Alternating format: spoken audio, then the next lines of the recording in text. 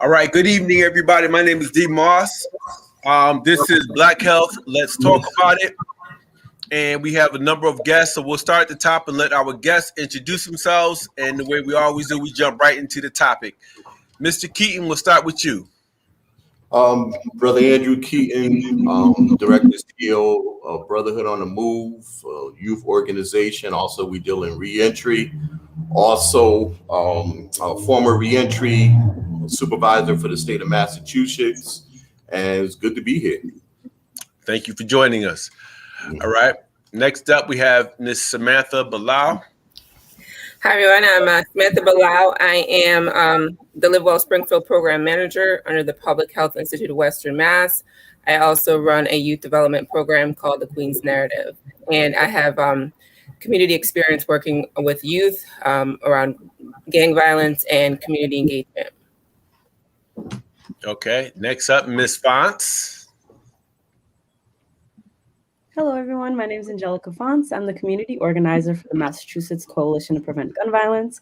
I'm a Brockton resident, and I have background working with youth and education, as well as other community engagement opportunities. Thank you for joining us. Brother True. Peace. My name is Brother True. I am the interim director of 413 Fearless that deals with conflict resolution, and I am also a registered member of the Nation of Islam, and I do work with the one of the only Black-owned funeral homes in Western Massachusetts, and the conflict resolution piece is just to add a little bit to that. We also deal with gang truces and mediations of all kinds. Thank you. Okay, thank you, sir. All right. I'm gonna read this quick excerpt. It says young Black men and teens made up more than a third of firearm homicide victims in the United States in 2019. One of several disparities revealed in a review of gun mortality data released by the Center for Disease Control and Prevention. The analysis was titled "A Public Health Crisis in the Making," found that although Black men and boys aged 15 to 34 make up just 2% of the nation's population, they were amongst 37% of gun homicides that year. That's 20 times higher than white males in the same age group. Of all the reported firearm homicides in 2019, more than half of the victims were Black men, according to the study spearheaded by the Educational Fund to Stop Gun Violence and the Coalition to Stop Gun Violence. 63% of male victims were Black. So on this particular show, we tend to talk about Black health. No, we only talk about Black health and all the different variables that negatively impact our community. So today we want to talk about gun violence because we know here in the city of Springfield, we've been negatively impacted. We know that there have been some efforts to work with gun violence victims, the families of gun violence. But I just wanted to have a conversation today to talk about why gun violence, gang violence, street violence should be a public health issue, and just hear from you guys in terms of how we should be addressing this issue and really bringing this under the spotlight to ensure that it's getting the attention that it needs and not just during election seasons. So whoever wants to jump in, let's talk about this crisis and what we should and should not be doing, or how we should be handling, or share your thoughts on that. Whoever would like to go first.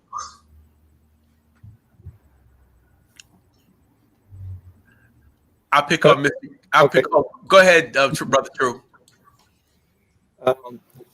Very quickly, just to get the ball rolling, in terms of it, the necessity for it to be considered nationally a health crisis.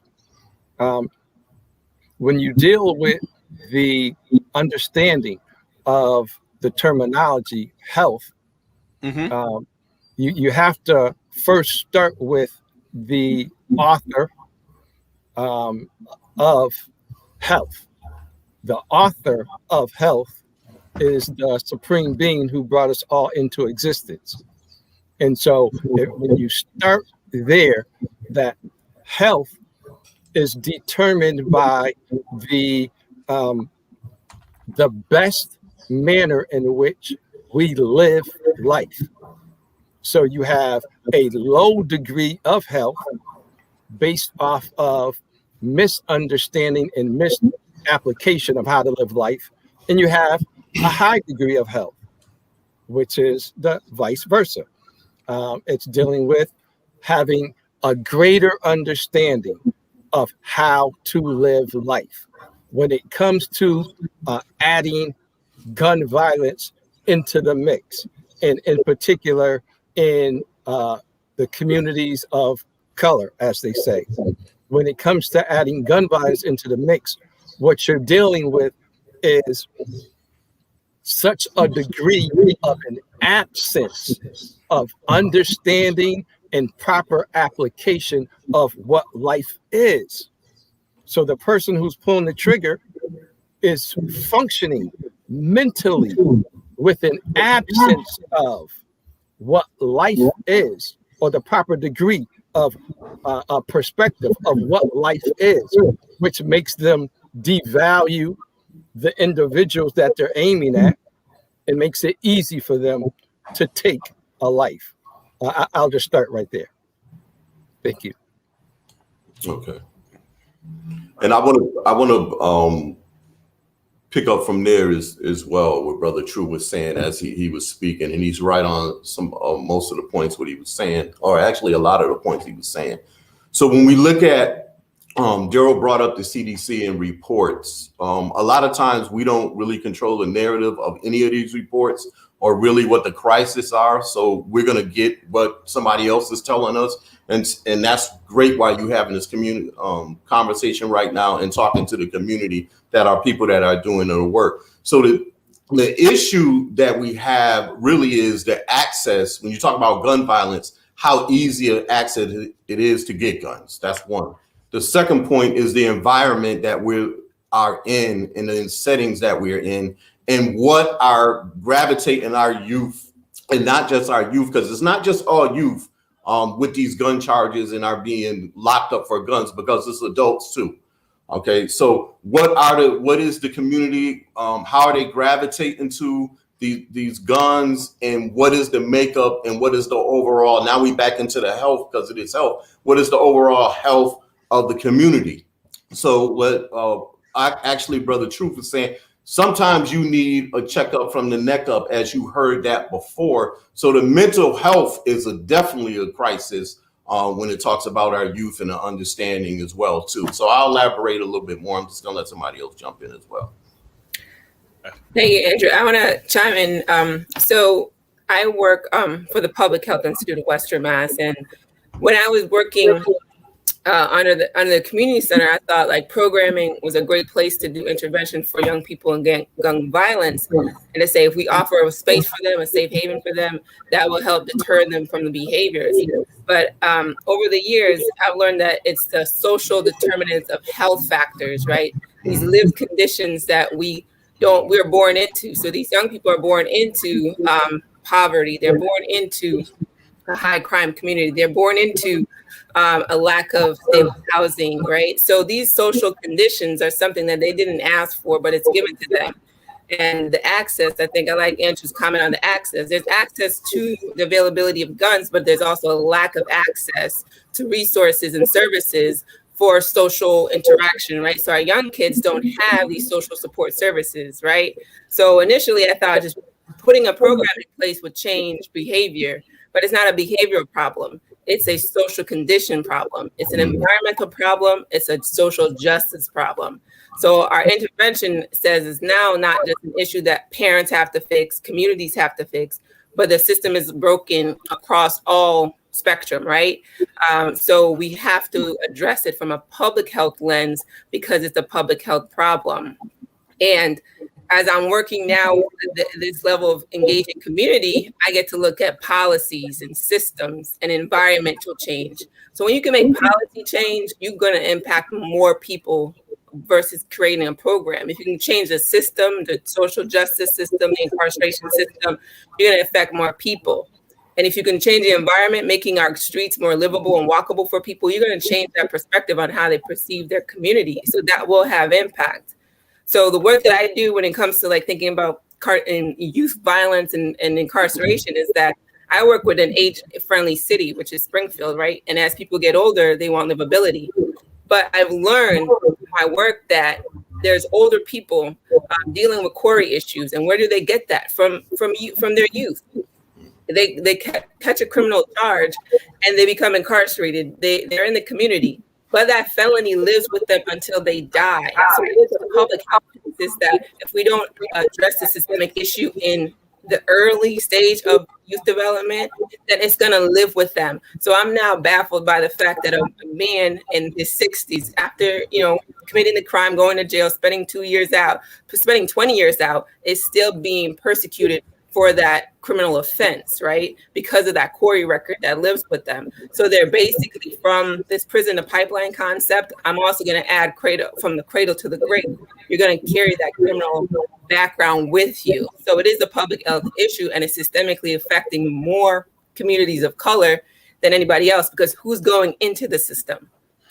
Communities of color, and who's coming out? And then who's the one living with the burden of it? So I just want to share that perspective. But this is a great conversation on how to think about it. And from my landscape now, where I sit, I see it differently. Youth programs are essential. Those engagement stuff are essential, but we have to change the system in which we're living in and the policies that are made that oppress communities of color. Okay, thank you, Samantha. And at some point and during the conversation, I hope we can talk about how to create that systemic change. Right. And for those who don't know, there is a process. It's about creating a process to create that systemic change. But we'll talk about that. I see before we have Ms. Fonts come on, Justin, just want to welcome you. Better late than never, brother.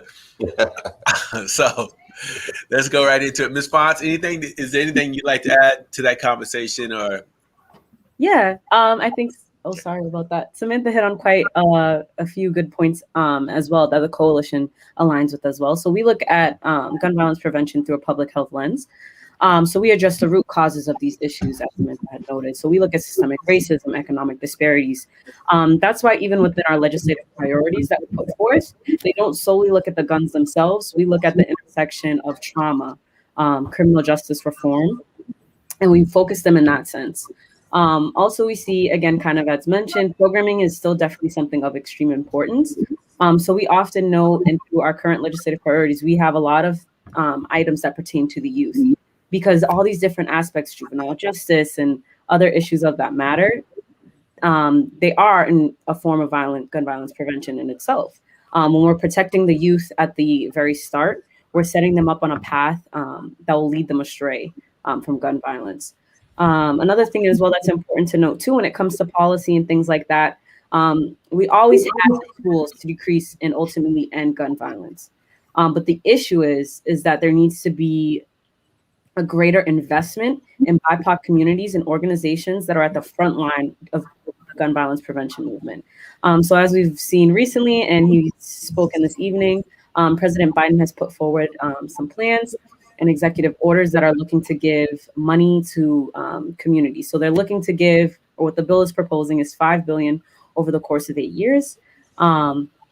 And so what we need to see as well is to really push and advocate for that, especially within the Massachusetts delegation, but also just nationally in order to get funds, because when we provide these funds to these community-based efforts that have shown to be effective, it's going to be the prime way in which we can, further and better our communities of color and make sure that we're decreasing these rates of violence.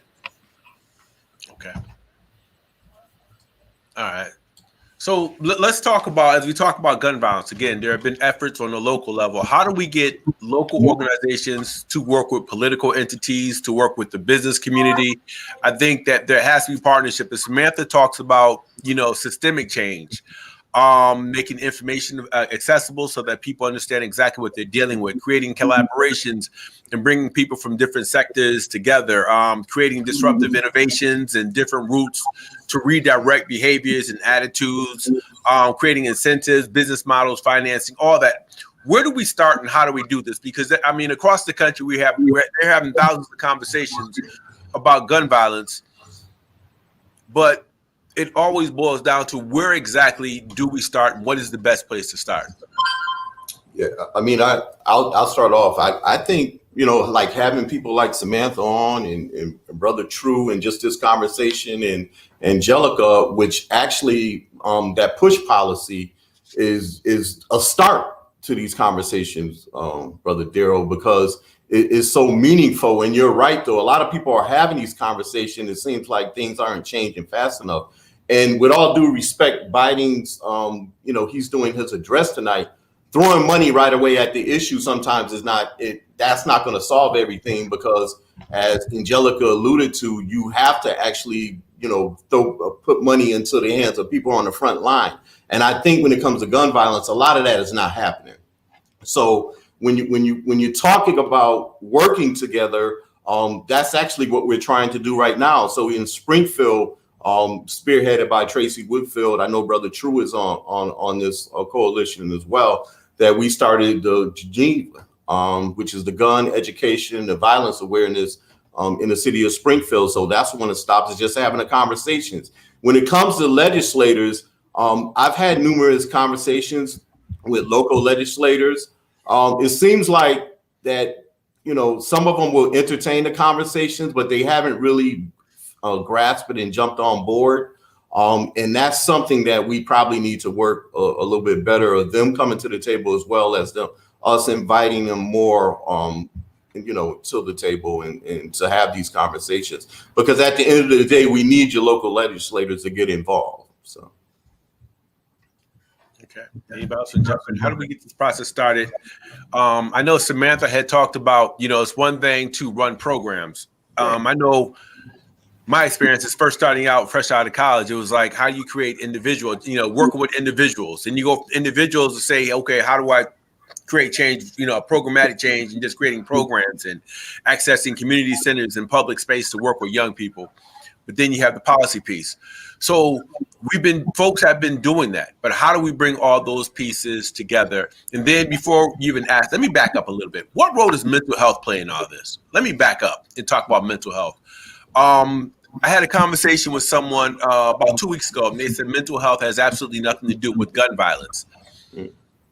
Are there any mental health challenges when it comes to gun violence? Is that, as we talk about root cause factors, is that a variable?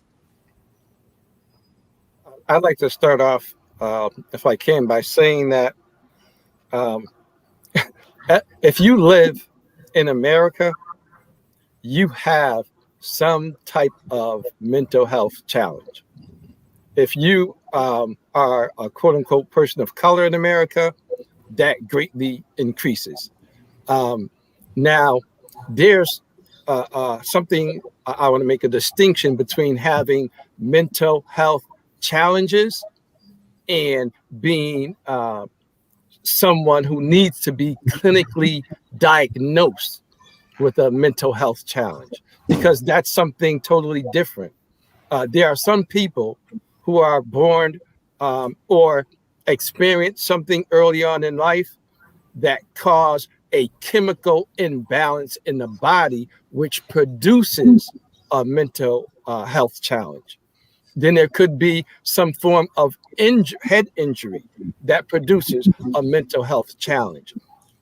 I'm not talking about that. We're just talking about the pressures that this kind of society puts on people that that challenges someone's prosperous and I would just say harmonious mental functions. So when we look at that, starting there, and then we say, okay, there's gun violence. So we know about post-traumatic stress disorder, and when someone is in a war setting, when someone is in battle, in a war-torn country, and there's soldiers there, we know that there's PTSD, and nobody argues that.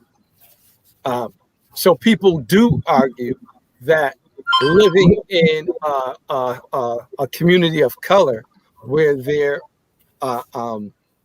is a greater likelihood that your child will suffer from gun violence as opposed to a person who doesn't live in a community of color. They don't think, they're not living with daily the challenge, the mental anguish of their child being susceptible to gun violence on a day-to-day basis. So that right there produces a mental health challenge for a parent.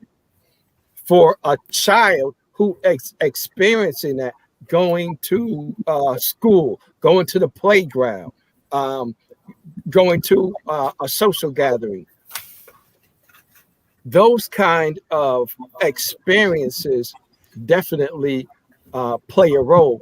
Now, I'm going to wrap it up by saying this. When you are an individual who lives in that kind of setting, and you don't want to be a victim, and you have, and I'm not going to go into it now, but we definitely do need to talk about this as well. When you have the media in all its forms that tell you that you can most likely survive gun violence by having your own weapon, then you have an individual who wants to gain access to a weapon. They primarily want to gain access to a weapon, not so that they can do something to somebody. It is an excuse for, or their excuse is self-preservation. We know and understand that that's not necessarily legitimate, but that's their excuse. Now, once that you have a weapon in your hand, then you have a greater likelihood in this society that deals with machismo and it deals with hyper-aggression. When you have access to a weapon, then you have a greater likelihood that you will use that weapon. And but there's that thread through all of what I just said, which is dealing with the mental health. Thank you. Okay. Thank you. Anybody else want to chime in as it pertains to mental health? Yeah, let me. And I'm just kind of curious, as we talk about gun violence as being a public health issue or concern, is how often is mental health brought up in those conversations as we talk about developing policy? How often are we having these conversations? Is it a factor? Yeah. So let me just say this real quick, because that's actually a great question that you asked, Daryl. So when you look at all throughout the United States and you look at mental health, it's defined different in the Black and brown community than it is everywhere else. For instance, if Paul Pynchon goes and shoot up a movie theater, the first thing is let's look at his mental health, and it's more of an evaluation, more of an explanation of why he did this. So in the Black and brown community, it's more of the upbringing, their background, their social condition, and they were conditioned to do it. You knew that they were in the grade 3, and they were going to do this when they got older. So it's already preconditioned. A lot of it too is social engineering when it comes to our youth. When you talk about gun violence as well, when you talk about the music, You talk about the vibrations of where it's set at. You talk about what they see on the news all the time, because you know, if you just watch the news and focus on your news, you think it's all just black and brown people killing each other and nobody else is killing each other. So that's also a psyche on when it comes to gun violence too. So I think the other piece of it is once again controlling the whole narrative, which you always see, say Daryl Moss. But I think we need to really look at the mental health piece as to what do we really need. We do need, like I said, a checkup from the neck up. But to what capacity do mental health plays? It does play a piece in that. But also, we need to look at the whole families and how we can get out of that stipulation that we're always sliding into the mental health piece. Yeah, I agree with Andrew. I think listening to both Andrew and Brother True, I thought about like the individual. When you call it a youth gang violence issue, you look at the child and blame them for the problem. They're the problem. They need to be fixed in order to change our community. If you call it public health, you look at the environment, you look at the social conditions, like Andrew's saying, and you're saying these social conditions are in place that pressurizes a young person to make unhealthy decisions about their life choices. And those need to change. So it's less about the child being the problem and more about what's happening around them and those variables. And growing up in poverty, growing up in an environment where there's pressure and lack of resources, your mental health is at risk. You probably experience PTSD just for a trauma situation. You see something violent happen. You have post-traumatic stress syndrome. It doesn't show up. When we talk about Black people, we call them so resilient people. We're so resilient. And that's really a compliment and a slight at the same time. We don't want to always be resilient. It's tiring to be resilient, but we have to be because we're living under the condition of being people of color. And that's all we can do. But while we're being resilient, we're still struggling. And that mental health factor is that, you know, why not lift up the opportunity for us to all have access and stop praising me for being resilient, whether it's a resilient single parent mom trying to raise a child, or is that resilient child that made it through despite the circumstances, because there's plenty of them that are left behind. But the mental health piece is that being in extreme poverty plays on your health. Growing up without the family structure plays on your health. When we were doing youth development work with our young people at the center, like we were talking about what is a Shannon kid. This is a gang violence prevention program. What do you call a Shannon kid? And it was always like this worst checklist that you had to describe a kid. He had to fit the profile to be considered a kid that needs intervention around gang violence, versus saying the fact that he lives in this community and there's violence around him and him walking home from school puts him at risk. He is a kid that's at risk, period. I don't need to look what he's wearing, see if he has a gang tattoo, see if what colors he's wearing, and how he identifies himself. But we were profiling the child, and that limited us on saying, well, the problem is the child. So when it comes to the two-part piece of you, Daryl, when you talked about how do we change that, is that we got to split the script. Programs are important, but also we're looking at the person as the problem end result. It's the child's fault, versus saying, let's look at the systems that are putting in place to pressurize the child to make these decisions. And then when we do that, we change more than just the community. We question everything. You know, I work in the public health field, and I question myself on speaking on behalf of my community. I'm a Black person doing that. That's important. And I tell my white counterparts, they need to do the same thing. If I'm checking myself, because I want to reflect the voice of my community. So when you work with youth, you also got to know that they're individuals, their traumas are real, and they're choosing these variables because they're pressurized to say, well, this is what I know, versus any other option. And these lack of access and resources makes it harder for young people to see a life outside of violence, outside of being affiliated, outside of being feeling tough and strong. You know, we can talk about masculinity, this whole men and vulnerability, you know, that piece. We did a program called Brother to Brother, talking about young boys talking about, you know, their feelings and how they're conditioned to be strong and tough. And that aggressive description of how you're supposed to be makes them feel like they should be aggressive. That's mental health. changing that narrative, changing that conversation about young boys, about how they should be, that they could talk about their feelings, that they can cry, that it's okay to be weak and lean on someone for help. Those narratives are not brought up. The other narrative, being strong and dominant, is what we hear. So when our boys are fed these, and our young girls too, they feel that that's the character they're supposed to go into. So there's so many like places in mental health that our work that we were doing when we were talking to them were intervention strategies. We were talking to them about their feelings, their life, what their goals are. But it's not enough. And the other piece is, the other point is, the funding is always limited. Community organizations or small organizations have to do a lot with a little bit of money. And that money got funneled down. So even if Biden gives out this money, most of the time it doesn't go back to the Black and brown communities. And it doesn't go back to Black and brown organizations. There are white affiliate organizations working with the demographic, and then they're getting the funding. But it doesn't trickle down to the real people with the real issues that can affect community change. So that's my other point. I think the money has to go right to the people and not be funneled down, because these organizations are claiming they're doing work for this community, but they don't necessarily look like the community.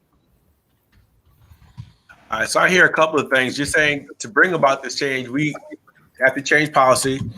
We have to look at the funding allocations. What role we have to look at in terms of direct programming to see exactly what they're doing on the street level. On the top, we're looking at policy and funding. The bottom, we're looking at the direct care workers, the folks who are doing the work directly with the people. What's happening in the middle in terms of media, economic development in the neighborhoods, beautification efforts in the neighborhood? What role would all that play based on what you're saying? And that's still open to anyone. Okay, Well, I'm sorry. Go ahead. No, go ahead. Go ahead. Go ahead, True. I'm sorry. The role, Brother Darrell, that all of those factors plays. That I was thinking about something as you were speaking, and what I was thinking about was someone, and this is kind of tied to what Samantha was saying. Someone or a group of people desiring to hear from a soloist. And the soloist is not the proper voice for this song. But there's a group of people who are desiring to hear from the soloist. But the soloist is not the right voice for this song. This song needs a choir. And when you have the key components of a choir, then you have a harmonious melody that comes from the choir. What is True saying? When you have all of the key people in place working together, they don't have to say the same thing to be harmonious. They don't have to operate the same way to be harmonious. But as long as each individual component is playing their role to their optimum ability and is coordinating with the others, then what is produced is that melodic sound effect. That may be true. I'm sorry, I'm gonna interrupt that thought. Yes. If you don't have, having a, and I'm listening to what you're saying when you talk about, you may have the soloist compared to the choir, and that the choir would be the masses of people working together to bring about this change. Am I incorrect? Yes, and in a multifaceted way. So as you were saying, it takes resources to make particular portions of a city look different. Yep. So that has a tremendous effect how certain communities look. So if you have the resources to not only have people speak to the community on mental health issues. But at the same time, you have resources that are going to have certain factions of those groups come together and go into the community for beautification. Okay. And then you have you need to have resources for individuals to make themselves feel beautiful. So you have the resources that are giving barbershops money to go into a park and cut hair for free. Yeah. All of these different things I've seen be effective in other major cities. So that's what Springfield needs. I'm just going to say this last thing, Daryl, that there was a sister that I know her by, Juanita, and she's a part of a group called More, Inspiring for Change. But she on Facebook, not just a few hours ago, was reaching out. Now, as an activist, as a person who's trying to stand on the front lines for gun violence, she's reaching out for her family for prayers because a family member, a young man, a budding rap artist from Springfield, was shot and killed recently. I believe his name is Reginald Desajure. Yeah. If that's the correct pronunciation. But I'm saying that to say you have people who are trying to do something, but doing something while they are trying to do something, we're not reaching people in a timely fashion. We need to see that this is a state of emergency. If we saw like a FEMA responding to a flood, if we came together with that kind of urgency, that we know, I'm going to subordinate all of my interests and all of my how-tos and what I would desire it to be in order for us to work together now. Right, because it's necessary. But when you say the working together, I need you, just so everybody watching will get a clear understanding, what exactly does working together mean? Because I hear, like when Samantha talks, she's talking in terms of systemic policy, creating systemic change, environmental change. When you talk about Juanita and some of the folks who are doing the grassroots work, you're talking about, localized change. You have the folks on the street. So there are different tiers to change, to creating change. Do you understand what I'm saying? Yeah. I dig everything you're saying. Even when you talk about the barbershops and the smaller businesses, I think economic development is a critical piece. And we never talk about Black economic development and getting to the point where we can fund these efforts. But as long as we're relying on funding sources coming from, the feds or from Boston to trickle down to communities like Brockton, Springfield, what are some of the other cities? Chelsea, Worcester. Even Worcester. There are other areas. Pittsfield and North Adams are just as bad as, those are predominantly white areas. So it's kind of like by the time the money trickles down, it's gone. Then we talk about, even in terms of creating change, systemic, some policy change, you actually have to have a legitimate, real seat at the table. Being hired to work a position is not a legitimate seat at the table when the real power brokers are meeting in this room. When you're down the hall in a small closet talking about, well, at least I'm in the door now. So when we talk about working together, giving people a clear change, how do we stop gun violence? Over in the UK, they're talking about how to stop the knife murders. And it's still Black and brown communities being impacted by that particular weapon. In America, weapon of choice is the gun. So when you say working together, as we talk about gun violence, and I'm happy to hear everybody talking about the different variables that play a critical role when it comes to gun violence. I love what you're saying about working together. But putting this, I think we have to use layman's terms so that people clearly understand what we need to do to impact that change. So I'm listening. Yeah, so I mean, before you said that, Daryl, I was going to actually jump in because you're absolutely right when you talk about the economic piece. As Brother True alluded to, and as Samantha spoke about it about the resources. But one of the issues in really I see in the city of Springfield, and everybody always comes after Drew when he says it, is the table. That table that you're talking about and getting people at the table. So this coalition that we had has been up and running for about a year, and Brother True can attest to that. How many politicians or how many people that can go up to Boston and how many people in the city that sit downtown actually came to the meetings? None. So the other piece to that is, like you said, the economic development. That's one of the things that's going to be in the Metro Record is about business and development.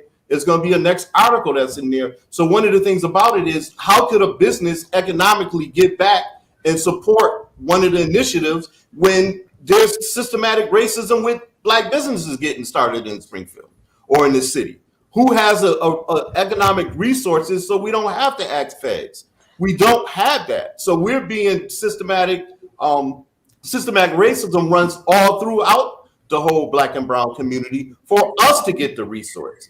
So so back to that, how we get it, everybody in the community has to work with each other. One, the politicians that we vote in have to have an interest in the community and sit down with the community. Now I can't sit down with D Moss. I don't like D Moss. I can't sit down with you. I don't like him. That has to stop. That has to stop. We all have to get into this table. We all have to work together to get all of this stuff to the forefront and get the resources where it needs to go. And that's why we're building the resources to the community front organizations, develop the Mason Square area, the economic development, the businesses. Our business should be based over there too. So that has to be part of all of this. Okay. I don't want to be on my soapbox there because people. I'd like to respond to Daryl. I'd like to respond to you, but I want to give someone else an opportunity to speak. Okay. The floor is open, folks. Anybody who'd like to jump in? I think it's education. We're going to always say education, right? So you said business development, economic development, right? There are resources right at STIC. They have a couple of resources, a lot of resources actually for people to start their own business. There's business owners that have what you would call business accelerants, where they teach people how to start their own businesses. And I think economic development is at a core with mental health. I think they stand side by side. And so how do they do it? And this is just something to offshoot, but in many communities, you have in the Jewish, in the Asian, they have a pot or whatever they call it. We call it taxes now, right? And we call it taxes, and our taxes get allocated to whatever our constituents say is most prevalent. But in these smaller communities, they create their own tax system in which they take money from businesses, top earners, mid-level, and also somebody that's at what you would call the bottom or impoverished. And they collect that money. And as a group, they divide that money and allocate the money where they see fit. And so that's something that's simple. I think we tend to overcomplicate things. I think this is great conversation, but that's something that can be started today. You know what I mean? And D Moss has done many things I'm not saying D Moss ain't rich. I'm not, but D Moss has done plenty with nothing. You know what I mean? Drew, you've been a part of that as well. I've seen Samantha at MLK. You mean when I first came to Springfield? So long story short, it can be done with a little.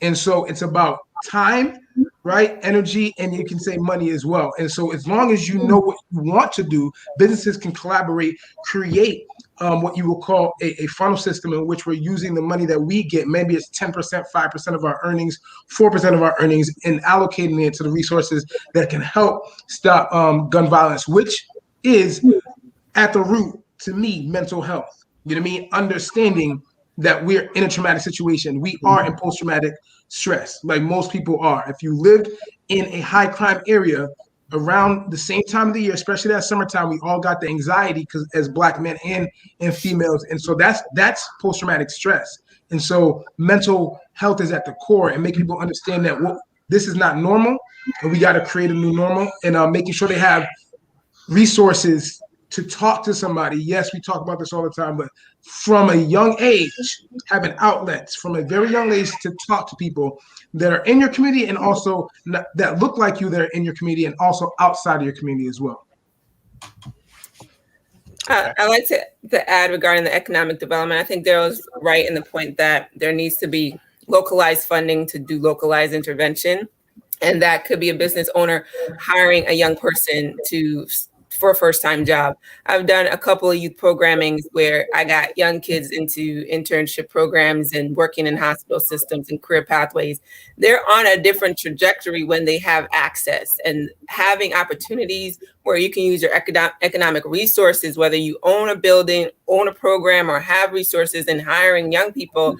It's the difference between them saying, well, for what are you doing this summer? Nothing. And then finding themselves in a position where they're, becoming gang affiliated or aligning or hanging out with people that don't serve them, versus saying, well, no, I got this summer opportunity. I'm too busy. I'm productive. I have something to do with my time. The politics is still the politics. And I think someone mentioned that the politicians, after a while, they're no longer serving us. They're just looking to get reelected. If their intentions are just to be in the position and they're not ready to move out. And also with the table setting, like there's so many tables that are out there that we're not at that are said to be open to us, but they're not locally. They're not. The CDBG grant money, it's promoted each year that they have a community meeting to ask people what they want to do with the money. It's not promoted well enough for people to know when to come to that meeting. And it happens in each neighborhood. It happens on Brightwood. It happens at Mason Square. So if I'm not even at the table or know there's a table to say, hey, could you put this money towards gang violence? Could you put this money towards mental health? Then that decision is not mine. It's up to them to say, well, nobody showed up. And Absolutely. then people write for it and the money's parceled out and it's never enough to do enough work. Right. So there's so many. The more that I'm working at this different level, this vantage point, I see that I have more access to different rooms, and I'm leveraging that to get what I need to get done towards my work. But not everybody has that same access. And the other piece is that I can only speak for me and my experience working with young people. These young people need to be a part of the conversation because they know what it's like to be living in that social condition, and they can give the testimony to how they've persevered despite the challenges and how they've fallen victim to circumstances. And that narrative helps us tell the story of what the plan should be, because we can't design the plan for intervention for gang violence without the youth at the table. So we need to make sure that their voices are lifted up, because I was joking with Daryl about how long we've been working together. And now I'm saying I have young kids graduating from college and getting a master's degree.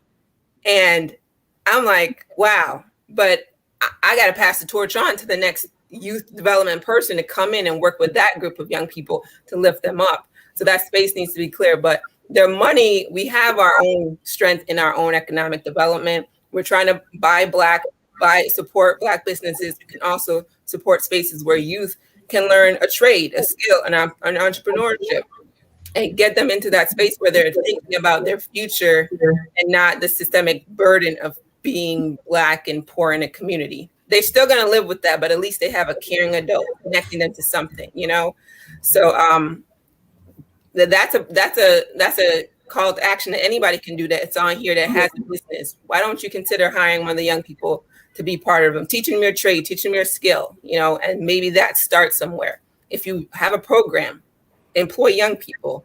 If you have funding, find a way to engage young people. So those are my points, and I can pass it on to someone else. Okay. Brother True, I'm going to go back to you. I know you want to respond to something I had said earlier. Yes, I'm trying to be very brief. Just in terms of what it would look like in, what was the language you used? In layman's terms, what would it look like people working together? And what I would start with is saying, okay, if the people here, these panelists who are interested in speaking about gun violence as it relates to mental health, were to bi-weekly work with what is Dave Lewis's organization, African diaspora. Yes. Yeah. African Diaspora Yeah. Mental Health Association. Mental Health Association. Okay. If we were to bi-weekly come together to try to buttress and support their efforts and promote them. That was key on what Samantha said, and that was kind of connected to what Justin said also. But without the utilization of some wigs financial resources coming together, sacrificing some time and a bit of our finances by fundraising and pushing efforts to have a campaign in our community to push mental health as it relates to gun violence. Where we were financing our own commercials and billboards and so on, T-shirts. But I'm just putting that out there as an example of what it would look like for us to begin to, without. And I'm gonna end in this statement with this. Daryl, you already know, and Andrew already knows. I'm not with relying on the system for right. I don't think that the system has our best interests in mind, and they've demonstrated that for decades. So I'm not with relying on or begging. However, we need to make a demand to those in positions of power. But while we're making a demand, we're not sitting around twiddling our thumbs. Justin hit the nail right on the head in terms of Dr. Claude Anderson's methodology of Black people pooling their own resources, communities of color pooling their own resources to get things done the way they wanted to get done. Okay. That statement, if you want a politician in office, you have to have him financially independent, and you have to have him politically independent, where he's not relying on others in order for him to stay in office or to get reelected. When we have someone and we put them in a position, whether a politician or anything else. Until the people understand that they hold the power, we'll never be able to control the politician. I get you. And D, I'm sorry to cut you off, Brother True. D Moss is a good example, and I don't like him, so I'm not going to really toot his horn too much. But he's a good example of what actually community engagement does. I'm not too familiar with the story from Boston, but from what I know is he had a gang task force. He was working with the gang task force. He pushed the pendulum and swung the pendulum so much that they heard noise. And guess what? They needed what? Somebody from the grassroots that was making noise. And guess what? They tried to pull the resources from him, right? Now we do the same thing. I'm not telling you, I'm challenging everybody on here because I don't too much for the conversation. I'm challenging people to do the same thing. Start making the noise. When you make the noise, they're going to take from you because you what? You control the masses. We control the grassroots. We control the voter registration, all that stuff. We control that once we start mobilizing ourselves. And DeMoss is a good example. That's when politicians pay attention. They say, all right, let's grab from your constituents, right, and use yours. And that's when we say no. Right, we need a financial contribution of $1.5 million. And you see that places in Harlem, certain places, neighborhoods in Harlem. There was a couple places in Philadelphia too that I'm forgetting about. But that's what they did. You know what I mean? They started grassroots organizations. They created and mobilized community, and then the politicians took notice and tried to grab and take as they do. But then we able to counter offer. Okay. Yeah, and just to echo again what Justin had just mentioned and what you have mentioned as well, Something that I see within my own community, but I've also seen within, and from what you guys have all said within the Springfield community, is that a lot of organizations tend to work in silos. As that's been mentioned by all of you, we work much better when we have a voice and there's unison in that voice. Very much to what Justin just said, when you have that unity amongst the people, it makes it easy to cause, quote unquote, that good trouble that gets you seen and heard, especially in areas like Springfield or Brockton. We're so far often, especially when it comes to the budget season, and you look at these budget line items, who seems to be forgotten and who's getting more allocation when it comes to funds. So again, just to reiterate that point, I think that's so important. We have these different groups and different organizations coming together in coalition to work and uplift one another, especially in BIPOC communities. Absolutely. All right. We are at the 55-minute mark. We normally do 60 minutes. We don't want to keep everybody all night. There are a number of areas we didn't get to as we talk about gang violence. Well, I hate saying gang violence. Let me get rid of that. We talk about gun violence. No labels. As we talk about gun violence, again, in the UK, they have a problem that's similar, but it revolves around knives. But the people being negatively impacted are people of color, people who look like everybody on this screen right now. So I've heard people say that, a lot of our kids coming from poverty-laden homes, dysfunctional neighborhoods and communities. But it's interesting. I've been in Springfield since '94. Before that, I'm from Waterbury, Connecticut. And I've worked with folks who have been involved in all levels of street violence, but they came from a variety of backgrounds. And they're not all coming from poverty-stricken households. That's the national narrative, and we have to change that. They're not. I remember one young brother, he turned himself into us. We brought him in, come to find out his mother was a senior vice president at Mass Mutual. His dad had a high-ranking position at United Technologies. This dude had bodies on him. So I've worked with so many people who come from, what other folks would deem perfect middle-class homes. Yet I've seen folks who come from the bottom, and I've seen them go off to college campuses and go on to live, what folks would call normal lives. So the interesting part about gun violence is it cuts across all economic stratas. And I think sometimes we have to take those media blinders off and see our community for what it is. We have to look at the family unit. We know that the family unit still exists. What do we need to do to change some of these negative values that are transitioned from one generation to the next? What's the role of the police department? Policing. Let's talk about, in turn, what's the role of legislation as we talk about policy, health policy around gun violence and some of the negative things that inflict our communities. Are we looking at those? Are we exploring those? We look at diet and its impact on our behaviors and our capacity to think.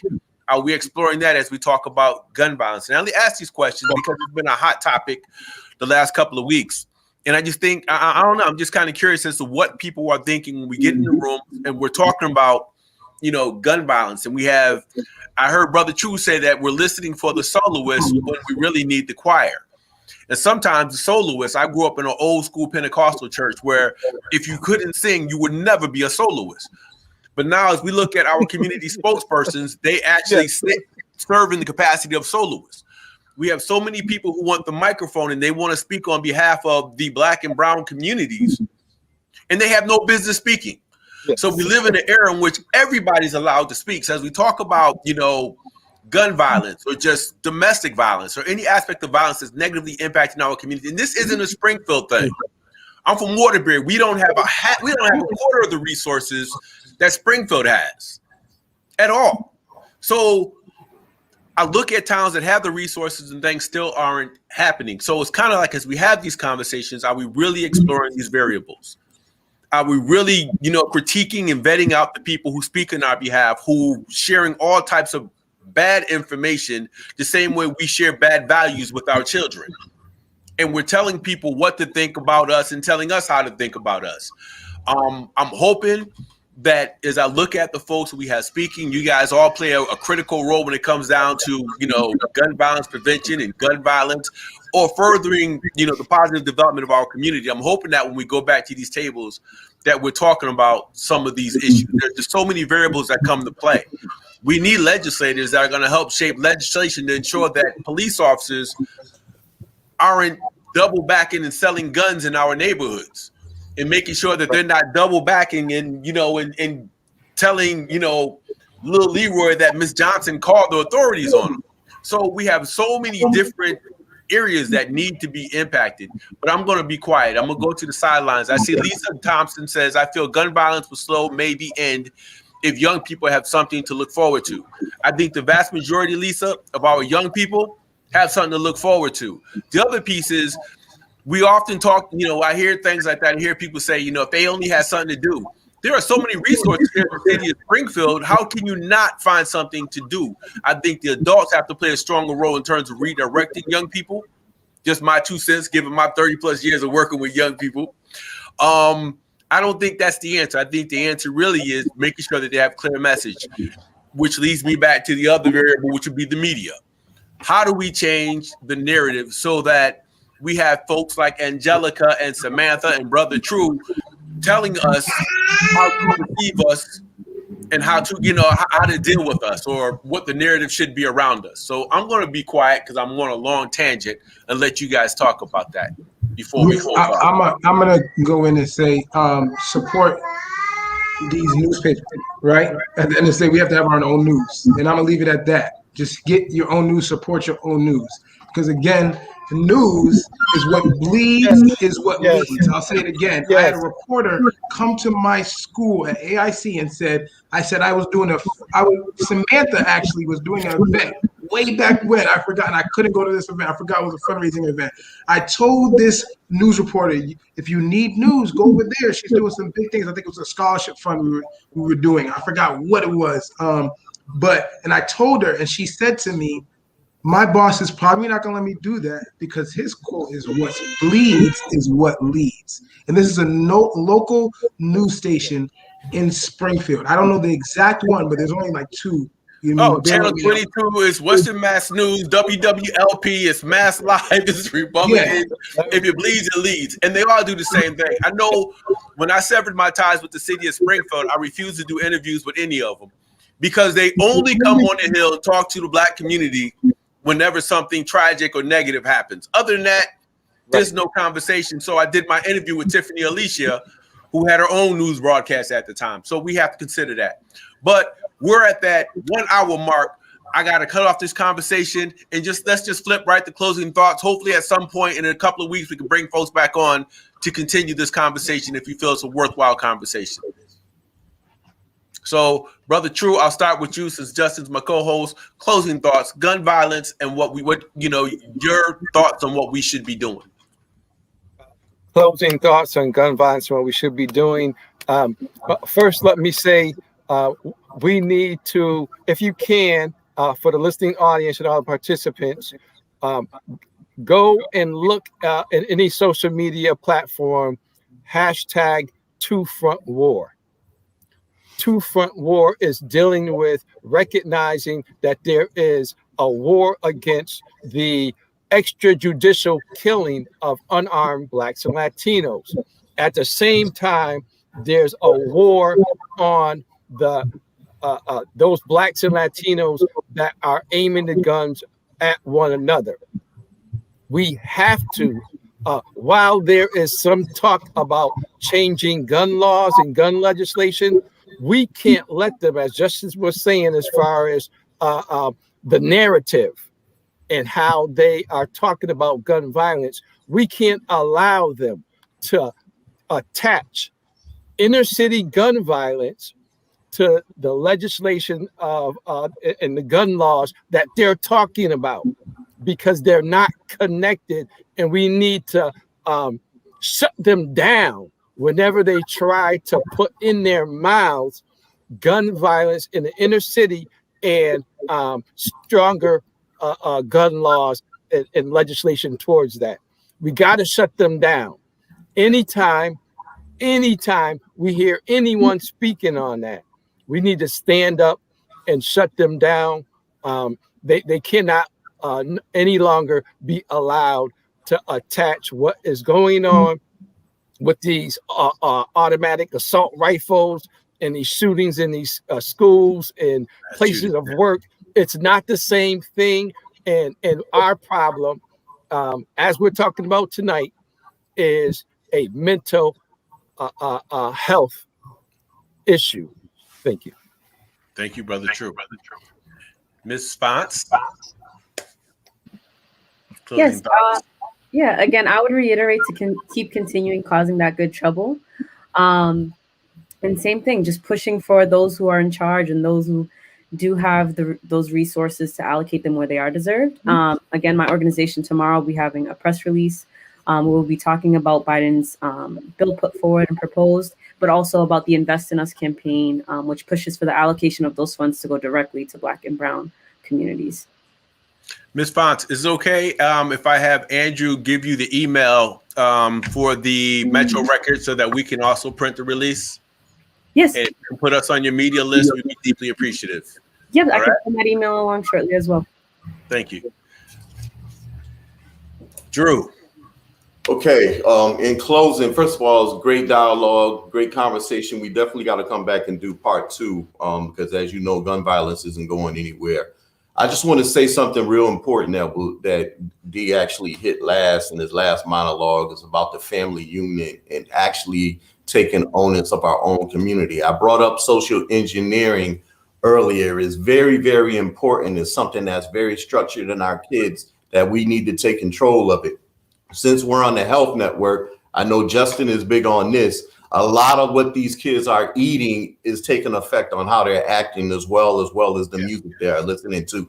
That's a big point that's not being addressed. And I like sometimes I hear on this show about the things that you put in your body, your spiritual awareness, and how it's affecting you is also playing a part in this too. So we just need to tighten up the family unit.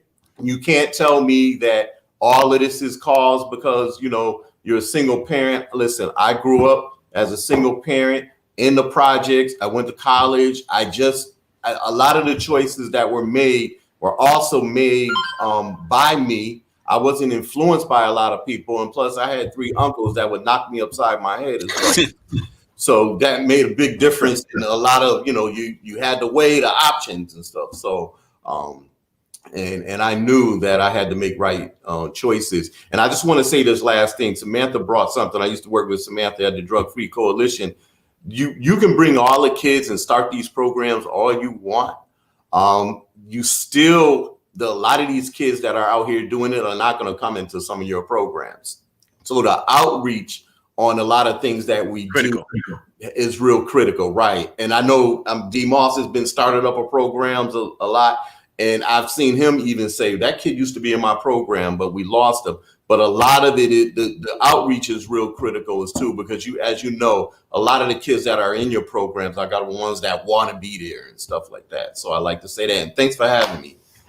Thank you for joining us. Mrs. Bilal. My final thoughts is that I think these conversations need to continue. I agree with Andrew.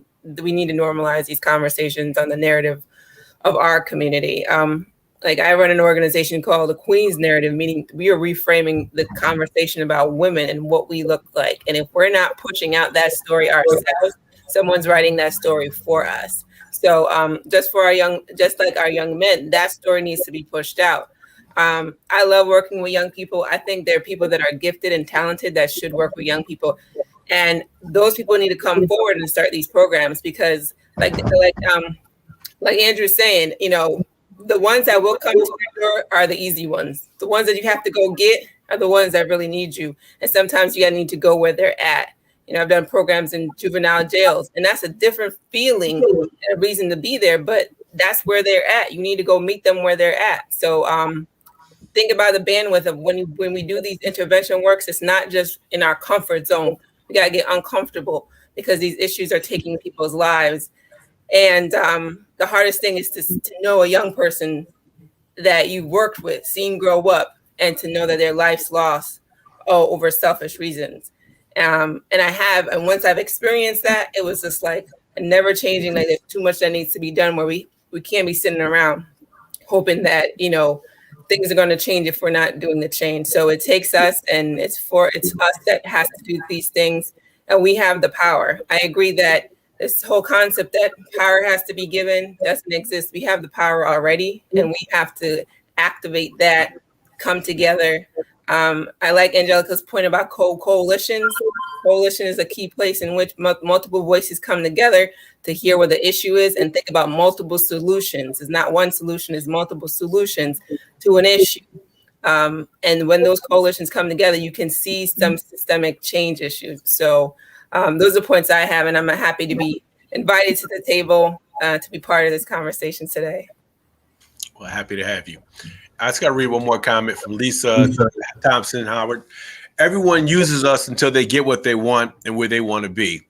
Going as far as claiming our race to fit their agenda as year after year we fall for it. We watch while others align themselves for power, hoping they help us out.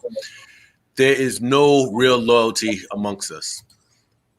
Well, I think every garden has a few rotten tomatoes. So I just think that we have to continue gardening, growing our crops, and making it happen. So I want to thank all of our viewers for tuning in. I want to thank our panelists for joining us. And as usual, Justin, I'm going to have you close off the show because you do it so well. I really don't. But I'm going to say this. We will sponsor one child to work for the Metro Record. They hand out newspapers.